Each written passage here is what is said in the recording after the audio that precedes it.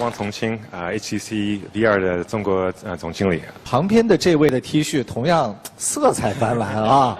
这是一个从游戏的手柄上来的4个符号，可能在全球很多的玩家对这个都非常熟悉了。我是索尼互动娱乐中国业务的负责人。我想让你来形容一下，在 VR 技术领域，现在最多的是什么？现在可能应用最广，或者说最容易被大家接受的，是从视频类来的东西。视频类来的里边又最多的可能是从游戏类的。对教育我是特别有感情，我是25年前就去学怎么用 VR 来颠覆教育。你等等。25年前就有 VR 这个技术和这个说法了吗？其实50年前就有 VR 这个技术和这个说法。它不是一个新的东西吗？不是，其实这个我觉得是一个很多人的一个误会，他们觉得就这2年刚刚听到的 VR。对，其实很久以前已经有这个技术，但一开始是军用的，在国防里面去用，在海军里边或者是什么空军里边去用。但是呢，大概20年多前他就会开始进一些学校做研究院。其实我是在美国第一个研究院学习 VR 的。那现在我们看到大屏幕上，其实也是带着大家来遨游一下海底世界。船呢，慢慢的在向深海下沉，在深海有很多非常猛烈的动物，接下来会出现一个猛烈的动物。哇！那在这个环境里边的话，亲身的体验是怎么样的？我来形容它是非常惊险的东西。出现了，已经不敢看了。来，我们解救它好了。来，好，谢谢你的体验，可以回到座位上哈。那个鲨鱼直接冲过来的时候，特别害怕，因为笼子被它咬坏了，就感觉在我身边，我其实想叫出来。很多人至今还觉得，在已经很热的 VR 市场，依然缺少一个爆点，来引爆整个市场，奔向一个更热的一个高度。比如说，现在全世界很多人都在玩一个游戏 Pokémon Go 啊，给大家看一张照片，今年7月份。在美国纽约中央公园拍到的一张照片，所有的人动作整齐划一的拿着手机，他们都是抓这个小动物的。确实，其实这个产品刚刚出来了2天，我2个女儿就迷上这个东西了。就走路在抓，吃饭在抓，恨不得所有的时刻都能够拿起这个手机在玩这个游戏哈。对，但是这个也不一定是一个特别健康的事的，因为它不创出什么价值。但是在 VR 技术领域当中，你们觉得？是不是依然缺少一个爆点来引爆这个行业的热度？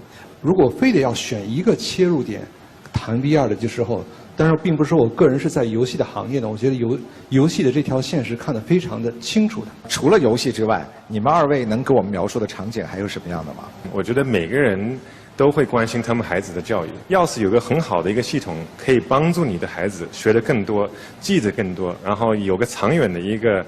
对一个很困难理解的东西，让他可以理解，这个是个很有用的一个。所以戴上眼镜那个老师就出现了哈。其实远远超过这个。有些人呢是用视觉来学习，有些人是用听觉来学习，有些人是用触觉来学习。你要是可以体验一件事，你学的会更多，你记得会更多，是吧？所以 VR 是第一个设备，第一个媒体，可以让你全部你要用学习的一些感觉都可以集合起来。可能很多人都不知道，其实虚拟现实已经可以用于医学教育的培训，尤其是在外科医生的培训上。所以这个也是应用于教学领域。没错，而且它是更深入，而且是非常的直接的一个在医学专科领域的这样的一个临床上的这样的一个实践和操作。它有什么好处呢？除了这个身临其境之外，让我们看得很清晰。它其实最大的一个好处就是允许你犯错。其实是在做外科做医生培训里面我们犯错的代价是非常大的往往是用鼓动力在桡骨上钻孔，使用测试剂测量骨孔深度，根据深度来。我现在演示的是一个我们拍的一个叫面试的一个小短片，然后画面中出现了3个面试人员，我随便点一个，他会问我几个问题，然后让我去作为一个面试者去回答这些问题，然后现在我回答这个我不知道，然后他会说你不知道，那我还不知道呢，然后下一个问题，他问我如果是让你往东，你会不会往西呢？然后现在是我去做一个选择，这个选择呢，这个方式有区别于刚才那个选择，刚才那个选择是我点击某一个选项，现在是我来做点头和摇头的这个动作。对于索尼也好，对于 HTC 也好，我知道所有的这些领域可能你们都在覆盖，或者是即将覆盖。对你们2位来说，谁走得更快一点？对于我们每个人来说，影视游戏的话，似乎是离着我们很近的，从小孩子到大人。那这样的享受的一个环境呢，又是在家里的客厅是一个最亲近的这么一个场所。而这两点结合在一起的时候呢，实际上 VR 和游戏、VR 和影视本身呢，它的发展面就特别的广了。而且我也听说，其实你们的游戏库，这个数量级也超过了 HTC， 是吧？这个不对。啊，这不对啊！不对，你可以纠正。对对，我们的应用也远远超过游戏，我觉得这个是一个很重要的点，就像是医疗啊，或者是房地产啊，或者是旅游啊等等的，这些每一个现在有大量级生意的行业，其实都可以被 VR 颠覆，所以我们不觉得 VR 这个只是放在家用。我觉得这个很重要。所以，如果仅仅把 VR 当做一个游戏产品的话，可能是极大的低估了它的一个价值啊。对对，确实。但恰恰我觉得这个问题需要让索尼来给我们佐证一下。就所有人都觉得索尼在 VR 领域把游戏做到那么好，那你会不会担心别人误解你们就仅仅是一个游戏的玩家？每家对自己的 VR 技术应用到哪一个点上，理解都不太一样。这样的话呢，市场上呢会有各种各样的选择，消费者选择权多的时候，他在不同的场景下，他会可能选择不同的产品。所以元年来看的话，非常重要的一件事情是怎么样能够各家齐心协力，把这个市场先做起来。我非常同意这个天天先生说的，对于一个行业，确实我们要一起把它拉起来。我们的设备其实是可以让任何人在里面开发，任何人可以传他们的内容上我们的商店，包括内容的角度。我们现在已经有上万个开发者在全世界为 Vive 来做开发。两位的道路和方向不一样，但是他们都强调了在内容领域的开发。对，因为内容是王道。那今天呢，我们能不能把你们二位比较得意的、已经开发好的内容，在我们的现场来展示一下，给大家带来一个相对来说比较轻松的、一个娱乐型的射击类的游戏。讲的一个故事呢，是一个宇宙的探险者到了一个外星，他会有怎么样的一些遭遇，所以他要迅速的冲过去。这真的需要眼疾手快啊！是。我觉得从一开始他的这个体验表现来说，英姿飒爽，我觉得特别像一个神枪手的感觉，特别刺激。对，对，主要是因为你可以看到他的手枪，然后你会觉得你跟那个正在打的人是一个人。我觉得你好像是一个熟练的枪手，常常体验吗？我很喜欢玩这个游戏。就有点上瘾了，现在哈。有哈，这个对索尼公司来说是一个特别好的用户体验报告啊。对，因为有一个这个心理的测试，就是说人体验这个虚拟现实的时候的信息抓取90%以上是通过视觉和听觉来的。沉浸感强的时候，虚拟的体验的这个情况就特别的真实。一个问题必须要提出来，也代表很多的家长来提出来。家长呢很担心孩子过度沉溺于游戏，而游戏当中一些并不适合这个年龄段的人去看到的、去感受到的内容。是这样子的，我觉得为什么我们有这么多不同类型的内容和作品，就是因为我们不想把 VR 变成纯粹游戏机的一个概念，是吧？其实我们现在在我们的应用商店里边，我们会非常谨慎，对于哪些内容我们会愿意让它上去，所以只是非常健康的内容。所以，如果您的孩子希望能够在业余的时间去玩这个 VR 游戏的话，你是不会反对的。我不反对，而且其实确实我的孩子用了，也特别上瘾。但是我会限制他用一些非游戏的应用。实际上呢，我们有一个非常大的误解，就是游戏是对孩子就不好的。实际上，游戏是非常能够刺激孩子学习成长的。在国内的话呢，游戏是有审批制度的，所以我们能够做发行的这些游戏，都是通过国家有关部门审批能够进行发行的。汪先生待会儿打算给我们呈现什么样的一种内容应用？它是一个工具，让艺术界和音乐界结合。我们有一个学生小王会过来给我们演示一下。好，我看到这个汪先生请出的小王，它现在是已经开始在操作了吗？看起来是的，但是我们好像它的屏幕还没放出来。哇塞，好神秘哈！你可以看它是在整个空间里面在走路，它在走了，就像是在一个自己的空间、自己的房间，它走一步，在虚拟空间呢也是走一步。它的手呢，它可以在一起，它是在创作一个作品。这个作品我们等一下会看到，它就花了几分钟，可以做出一个虚拟的艺术作品。做完以后呢，可以在里面去走，可以用不同的角度去欣赏。它现在选取了另外一种颜色啊。就你可以看他在做的，因为刚才我们没有看到他做的过程，他现在是帮我们表演一下，就是你要在里面做一些调整啊，做一些补充，多么容易，是吧？一个问题其实一直困惑着我，我刚才老觉得那根线，特别的碍事儿。有人已经把眼镜从大变小了，有没有人正在做着一些无线的传输，可以让我身后的这条线消失？主持人说的非常对。这根线是完全可以去除的。对，我观察过很多人在这儿玩 VR， 那么，大家有被这根线绊倒的，有被这根线缠住双腿的，还有被勒住脖子的。简直被扼住命运的咽喉啊！这根线会不会扼住 VR 眼镜市场的咽喉？没错，是这样。所以很多人在体验了 VR， wow 了之后，会说这么一句话。说如果没有这根线就好了，对。每当到这个时候，我就会跟他说：“哎，我们就是来做这把剪刀的。现在正式推出了Project Scissors， 也就是剪刀计划，来面向全球的 VR 头显厂商，提供开放适配合作。老用户买回去之后，把线拔掉，换上我们的升级套件之后，就可以变成无线的 VR 头盔了。然后也可以和您一起联合开发、联合设计。”把我们的无线 VR 芯片植入到下一代的头盔里面去。我补充2句话。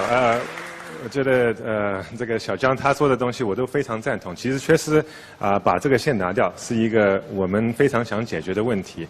甚至我们也在寻找很多合作伙伴，帮助我们解决这一个用户的一个困扰了。应该我觉得他们的东西还是挺不错的，非常有钱。江先生非常骄傲地在宣布自己剪掉这条线之前，已经有人做了这个事儿了。你看，没有线啊，而且这个在网上卖得特别好，说是可以实现我们 VR 的所有的体验。我觉得这2个产品呢，跟你们的产品相比，有一个你们永远都无法企及的竞争力，就是它的价格。这是9.9块包邮哦。我是用过很多次。用过很多次哈，还行吗？某一些用途它是有它的长处了。我觉得只是为了看看视频，而且用它这个可能因为不是特别舒服，所以你可能只是短的看几分钟的小视频，还是可以的。但是我在网上呢，却看到很多跟评的评论里有不少是好评。很多人对 VR 完全没有概念的时候呢，有一个这样的刚才这种 Cardboard 类似的产品，可以给他们就是先舔一舔这个感觉是什么啊，也可以让他们就是在家可以体验到没有一个设备的时候可以体验到一种这种感觉。但是他会误导这个客户，因为他会很多客户用完了以后，他就觉得哦，那就 VR 就是到了这里。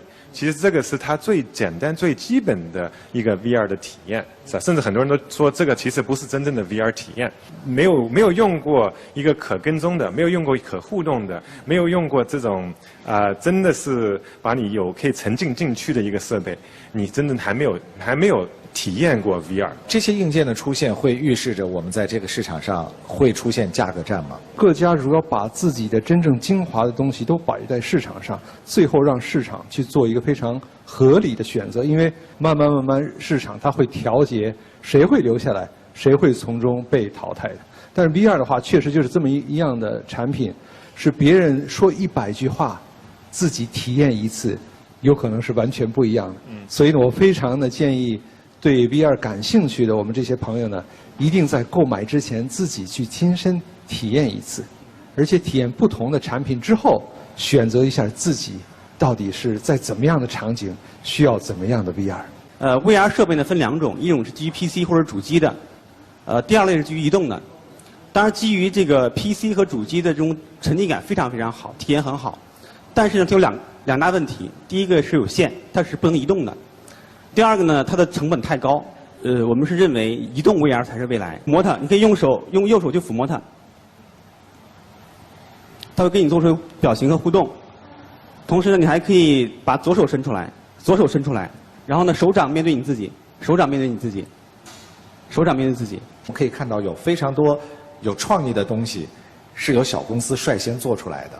而这些小公司一旦被并入到某一个大公司之后，失去了它的活力，失去了创新，这是我们所担心的。从这个并购的历史你可以看得到，基本上70%、80%的并购结果其实是最后不好的。我以前我是开过4个拿到风投的公司，我知道他们的心理，我也希望鼓励他这种做法。我们只是帮他做到他们可能自己没有资源去做的事，这样的话是帮他一个在他最需要帮助的时候，给他一个这个推一推。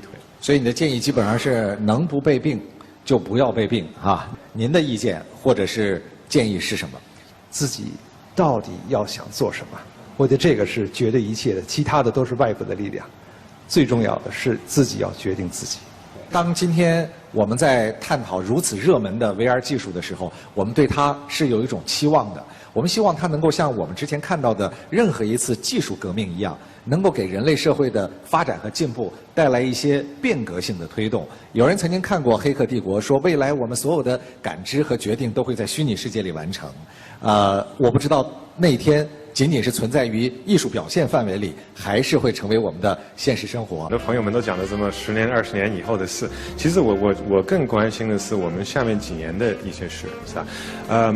甚至我也关心，我觉得我们的孩子未来的事。其实，要是我们真的可以把这个设备带到他们的每天的生活里边，他们的这个成长，他们的这个可以知识的这种吸收的能力，会远远超过我们。他们可能在什么10岁就可以毕业中学、大学了。人类从很古老的时候到现在一直有的一个需求就是娱乐。那在这个娱乐上呢，实际上发明了很多种的技术，比如说看电影。看电影的话，我们进入电影院的话，1个小时、2个小时，那1-2个小时就忘记了我今天和前天所发生的所有的事情，我沉浸在这个故事里边了。但是从电影院出来，我又回到现实的生活中了。所以我们来看这个 VR 的可能性的时候，可以说从现在就开始，就是进入 VR 的世界的那一瞬间，我就进入一个完全不同的世界。而在这里面娱乐的可能性是相当大的。所以将来的话呢 ，VR 很可能变成每一个人生活的一部分，因为每一个人都需要娱乐，而这种娱乐的展现性可能性是相当大的。